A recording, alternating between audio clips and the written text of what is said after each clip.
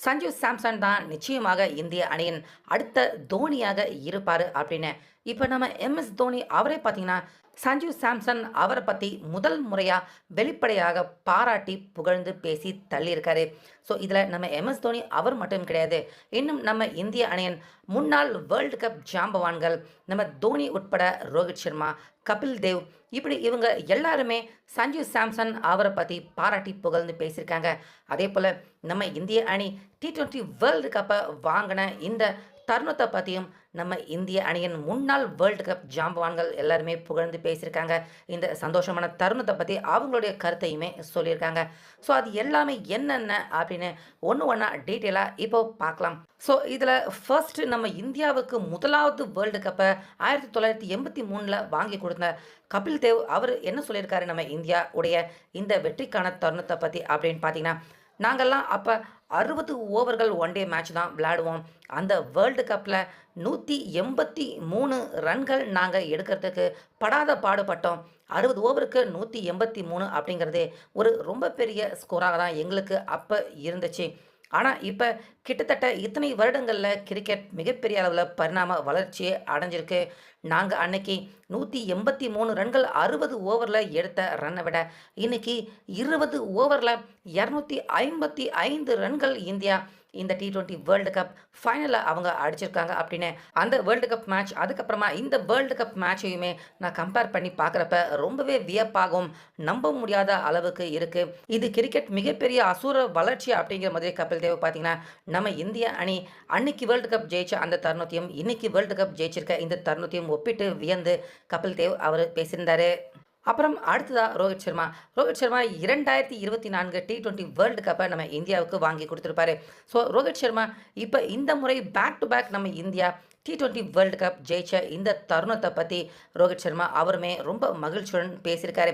முக்கியமாக சூரியகுமார் அவரை ஆரம்பத்தில் மும்பை இந்தியன்ஸில் இருந்து அறிமுகப்படுத்தி அதுக்கப்புறமா இந்தியன் டீமில் விளையாட வச்சு இப்போ இந்திய அணியின் கேப்டனாக அவர் மாறினது மட்டும் இல்லாமல் இந்திய அணிக்கு T20 வேர்ல்டு கப்பையே வாங்கி தரக்கூடிய ஒரு பெரிய கேப்டனாக சூரியகுமார் யாதவ் அவர் வளர்ந்துருக்கிறத பார்க்குறப்ப மிக மகிழ்ச்சியாக இருக்குது அப்படின்னு ரோஹித் சர்மா சொல்கிறாரு. அதே போல் கடைசி 4 ஆட்டங்களாக தான் இந்தியா இந்த T20 வேர்ல்டு கப்பை பொறுத்த வரைக்கும் அபாரமான சிறந்த ஆட்டத்தை வெளிப்படுத்த ஆரம்பிச்சிருக்காங்க. அதுக்கு முன்னாடி விளையாண்ட எல்லா ஆட்டத்துலேயுமே பேட்டிங் போலிங் எல்லாத்துலேயுமே இந்தியா மிகப்பெரிய அளவில் ஸ்ட்ரகிள் பண்ணியிருக்காங்க. ஆனால் கடைசியாக ஜிம்பாவே, வெஸ்ட் இண்டீஸ், அப்புறமா இங்கிலாந்து, இப்போ நியூசிலாந்து, இந்த 4 ஆட்டங்களும் இந்திய அணியின் ஆட்டம் முன்பு எப்போதுமே பார்த்திராத அளவுக்கு வேற லெவலில் அபாரமான ஆட்டமாக தான் இந்திய அணியின் ஆட்டம் இருந்துச்சு அப்படின்னு ரோஹித் சர்மா சொல்கிறாரு. முக்கியமாக எல்லா ஆட்டத்துலையுமே போலிங்கை நம்பி நம்ம இந்தியா விளையாடாமல் முழுக்க முழுக்க பேட்டிங்கை மட்டுமே மிகப்பெரிய அளவில் நம்பி பேட்டிங்கால் ஜெயிச்ச ஆட்டங்களாக தான் இந்த 4 ஆட்டங்களும் இருக்குது. இதில் குறிப்பாக சஞ்சு சாம்சன் திடீர்னு இந்திய அணிக்கு உள்ளே வந்து இப்படிப்பட்ட ஒரு கேமியோ ரோல் 4 ஆட்டத்துலையுமே இந்திய அணிக்காக அவர் விளையாண்டு ஒட்டுமொத்த எல்லாருடைய கவனத்தையுமே தன் பக்கம் ஈர்ப்பார் அப்படின்னு சத்தியமாக நாங்கள் யாருமே எதிர்பார்க்கல. இந்திய அணிக்காக அவர் தொடர் நாயகன் விருதையே வாங்கியிருக்காரு அப்படிங்கிறப்ப நிச்சயமாக அவர் எந்த அளவுக்கு ஃபார்மில் இருந்திருக்காரு அப்படின்னு இந்த ஒரு விஷயத்தை வச்சே புரிஞ்சிக்க முடியுது. சஞ்சு சாம்சன் அவருடைய இந்த அபாரமான ஆட்டம் இந்திய அணியின் வெற்றியை மென்மேலும் ரொம்பவே சுலபமாகவும் ஈஸியாகவும் ஆக்கியிருக்கு. நிச்சயமாக இந்திய அணி back to back T20 world கப்பை ஜெயிச்சிருக்கிறத பார்க்குறப்ப ரொம்பவே மகிழ்ச்சியாகவும் இருக்குது இந்த தருணம் அப்படின்னு இந்திய அணியின் T20 world cup captain Rohit Sharma அவரும் இந்திய அணியின் இந்த வெற்றி தருணத்தை மகிழ்ச்சியுடன் பாராட்டியிருந்தார். அப்புறம் கடைசியாக நம்ம MS Dhoni. So MS Dhoni Sanju Samson அவரை பற்றி என்ன சொல்ல வராரு அப்படின்னு பார்த்தீங்கன்னா, சஞ்சு சாம்சன் அவர் ரொம்பவே டேலண்டடான ஒரு திறமையான கிரிக்கெட் பிளேயர் அப்படிங்கிறது எனக்கு ஏற்கனவே தெரியும் அப்படின்னு நம்ம எம்எஸ் தோனி சொல்லியிருந்தார். ஸோ பேட்ஸ்மேன் மட்டும் கிடையாது, சிறந்த விக்கெட் கீப்பராகவும் அவர் விக்கெட் கீப்பிங் பண்ணுறப்ப நல்ல விக்கெட் கீப்பர் சஞ்சு சாம்சன் அப்படின்னும் நிறைய தடவை நான் உணர்ந்திருக்கேன் அப்படிங்கிறதையும் நம்ம எம்எஸ் தோனி சொல்கிறாரு. இதில் மிக முக்கியமாக சஞ்சு சாம்சன் நிறைய வாட்டி கிரிக்கெட்டில் அவர் தடுமாறினதை நம்ம எல்லாருமே பார்த்துருக்கோம். சஞ்சு சாம்சன் அவர் தடுமாறின எல்லா ஆட்டங்களுமே எடுத்துக்கிட்டோம்னா மிகப்பெரிய அளவில் முக்கியமான ஆட்டங்கள் ஒரு ஐசிசி ஈவெண்ட் மாதிரியான முக்கியமான ஆட்டங்களில் சஞ்சு சாம்சன் அவர் தடுமாறினது கிடையாது. அதே போல் முக்கியமான ஆட்டங்கள், முக்கியமான நாக் மேட்சுகள், இந்த மாதிரியான ஆட்டம் எல்லாத்துலேயுமே சஞ்சு சாம்சன் அவருடைய திறமையான சிறப்பான ஆட்டத்தை அவர் வெளிப்படுத்தியிருக்காரு அப்படிங்கிறத நிறையா வாட்டி தான் கவனிச்சிருக்கேன் அப்படிங்கிறதையும் நம்ம எம்எஸ் தோனி வெளிப்படையாக சஞ்சு சாம்சன் அவரை பற்றி இந்த விஷயங்களை சொல்லியிருந்தார். அதேபோல சஞ்சு சாம்சன் விக்கெட் கீப்பராகவும் அவர் நிறைய வாட்டி தன்னை வியக்க வச்சிருக்காரு. வேகமாக ஸ்டம்பிங் பண்ணுறதாக இருக்கட்டும், ரன் அவுட் பண்ணுறப்ப முக்கியமாக பால் வேகப்பந்து வீச்சாளர் போடுறா வேகமாக வர்ற அந்த பாலை மிஸ் ஆகாமல் விட்டுடாமல் திறமையாக பிடிக்கிறதுலையும் சஞ்சு சாம்சன் நிறையா வாட்டி என்ன வெளிப்படுத்துகிற மாதிரி சஞ்சு சாம்சன் அவர் நிறைய வாட்டி விக்கெட் கீப்பிங் பண்ணுறத நான் பார்த்து ரசிச்சிருக்கேன், வியந்திருக்கேன் அப்படின்னு சஞ்சு சாம்சன் அவருடைய விக்கெட் கீப்பிங்கை பற்றியும் தோனி அடுத்தடுத்துன்னு புகழ்ந்து பேசியிருந்தாரு. ஆனாலுமே சஞ்சு சாம்சன் நடுவில் சில வருடங்கள் அவருடைய இந்த பேட்டிங் ஸ்கில் அதே போல் கீப்பிங் ஸ்கில் இது எல்லாத்தையுமே இம்ப்ரூவ் பண்ணாமல் ஒரு ஃப்ளாட்டான சாதாரண பேட்ஸ்மேன் விக்கெட் கீப்பர் மாதிரி தன்னை இன்னும் இம்ப்ரூவ் பண்ணிக்காமல் சஞ்சு சாம்சன் அவர் விட்டுட்டார். ஸோ அதுதான் இடைப்பட்ட காலங்களில் சஞ்சு சாம்சன் அவரால் கிரிக்கெட்டில் வளர்ந்து ஒரு பெரிய ஆளாக வர முடியாமல் போனதுக்கு முக்கியமான காரணமாக இருந்திருக்கு அப்படின்னு தோனி சொல்லியிருந்தார். ஆனாலுமே இப்போ திரும்பவும் சஞ்சு சாம்சன் கீப்பராக இருக்கட்டும், பேட்ஸ்மேனாக இருக்கட்டும், அண்டர் ப்ரெஷர்லையுமே இந்த T20 வேர்ல்டு கப்பில் சஞ்சு சாம்சன் அவர் பேட்டிங் பண்ணது தன்னை மிகப்பெரிய அளவில் ஈர்த்திருந்தது. சஞ்சு சாம்சன் அவர்கிட்ட இப்படிப்பட்ட திறமை இருக்குது அப்படின்னு எனக்கு ஏற்கனவே தெரியும்.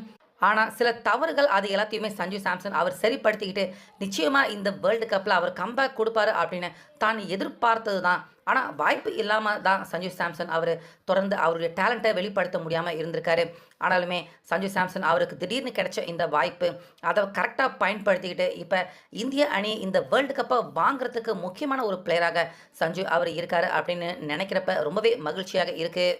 முக்கியமாக அவருடைய திறமைகள் எல்லாத்தையும் பார்த்து விக்கெட் கீப்பிங், பேட்டிங், கேப்டன்சி இப்படி எல்லா திறமைகளையுமே பார்த்து தான் சிஎஸ்கே அணிக்குள்ளே அவரை வாங்கியிருந்தோம். இப்போது நாங்கள் எடுத்திருக்க இந்த முடிவு ரொம்ப பெரிய சிறந்த முடிவு.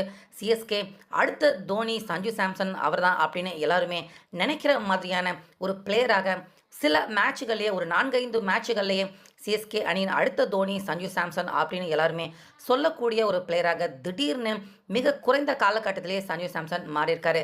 இதை நினைக்கிறப்ப ரொம்பவே மகிழ்ச்சியாகவும் இருக்குது, பெருமையாகவும் இருக்குது அப்படின்னு இப்போ நம்ம எம்எஸ் தோனி சஞ்சு சாம்சன் அவரை பற்றி முதல் முறையாக வெளிப்படையாக இந்த வார்த்தைகளை சஞ்சு சாம்சன் அவர் நிகழ்ச்சி அடையிற மாதிரி பேசி பாராட்டி புகழ்ந்து தள்ளியிருந்தார். அதே போல் நம்ம இந்தியன் டீம் இந்த மேட்ச்சில் T20 வேர்ல்டு கப் ஜெயிச்சதை பற்றியுமே தோனி ஒரு சில வார்த்தைகள் சொல்லியிருக்காரு.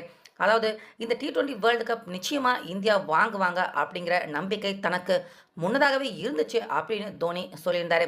ஆனால் இதுக்கு முன்னாடி 2023 உலகக்கோப்பை அப்போ இந்தியா ஜெயிக்கிறது கடினமான விஷயமாக இருக்கும் அப்படின்னு நான் உணர்ந்தேன். அதனால தான் அன்னைக்கு ஃபைனல்ஸ் பார்க்குறதுக்காக இதே அகமதாபாத் கிரிக்கெட் ஸ்டேடியத்துக்கு நான் வரலை. ஆனால் இன்றைக்கி நிச்சயமாக இந்தியா ஜெயிப்பாங்க அப்படிங்கிற நம்பிக்கை தனக்கு இருந்தது. அதனால தான் இன்றைக்கி இந்த மேட்சை பார்க்குறதுக்கு நானும் அதே போல் கபில் தேவ் சார் நாங்கள் எல்லாருமே வந்திருந்தோம். ஸோ அந்த வகையில் கிரிக்கெட்டில் அன்று இந்தியா ஜெயிக்கிறது கடினம் அப்படின்னு நாங்கள் கணிச்சதும் கரெக்டாக நடந்திருக்கு. இன்று இந்தியா நிச்சயமாக ஜெயிப்பாங்க அப்படின்னு நாங்கள் கணிச்சதுமே கூட கரெக்டாக நடந்திருக்கு அப்படிங்கிறத நினைக்கிறப்ப ரொம்பவே வியப்பாக இருக்குது. இந்தியா திரும்பவும் வேர்ல்டு கப் ஜெயிச்சது ரொம்பவே மகிழ்ச்சியாக இருக்குது அப்படின்னு சஞ்சு சாம்சனை பற்றியும் அதே போல் இந்தியா வேர்ல்டு கப் ஜெயிச்ச இந்த தருணத்தை பற்றியும் தோனி அவர் சொன்ன இந்த வார்த்தைகள் எல்லாத்தையும் கேட்டு அங்கே இருந்த எல்லாருமே மிகப்பெரிய அளவில் தோனி அவருக்கு கிளாப் ஹேண்ட்ஸ் பண்ணாங்க. ஸோ நம்ம இந்திய அணியின் 3 வேர்ல்டு கப் ஜாம்பவான்கள் கபில் தேவ், ரோஹித் சர்மா, நம்ம எம்எஸ் தோனி இப்படி எல்லாருமே சஞ்சு சாம்சன் அவரை குறிப்பிட்டு மிகப்பெரிய அளவில் பாராட்டியிருக்காங்க. அதே போல் இந்தியன் டீமையுமே கூட பாராட்டியிருக்காங்க. இதில் முக்கியமாக நம்ம எம்எஸ் தோனி அடுத்த தோனி சஞ்சு சாம்சன் தான் அப்படின்னு நம்ம தோனி சஞ்சுவை பாராட்டுறதை பற்றியும் உங்கள் கருத்து என்ன அப்படிங்கிறத கமெண்ட்டில் சொல்லுங்கள்.